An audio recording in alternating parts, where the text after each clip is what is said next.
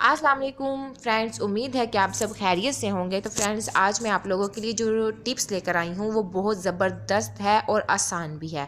ये असाबी कमज़ोरी और नींद के लिए बहुत ज़्यादा बेहतरीन टिप्स है। टिप्स जानने से पहले मेरी आपसे गुजारिश है कि हमारे चैनल को सब्सक्राइब कर दीजिए और बेल आइकन को लाजमी प्रेस करें न्यू वीडियोस के लिए। तो फ्रेंड्स, आप लोगों ने इसमें क्या करना है, आप लोगों ने एक केला ले लेना है।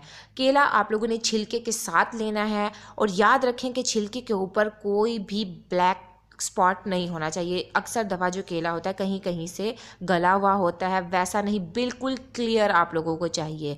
वैसा आप लोगों ने केला ले लेना है। उसके बाद आप लोगों ने उस केले को 2 कप पानी के अंदर डालकर अच्छे तरीके से पकाना है। जब वो 1 कप रह जाता है तो आप लोगों ने केले को छिलके के साथ उसी में मैश कर लेना है। मैश करने के बाद आप लोग उसको छान लीजिएगा। छान लेने के बाद आप लोगों ने उसको पी लेना है। रोज़ाना आप लोगों ने ये काम करना है। इंशाल्लाह ताला आपकी जो भी असाबी कमज़ोरी है जिस्म में और आप लोगों को नींद का मसला है, जिन लोगों को नहीं आती, ये भी हल हो जाएगा।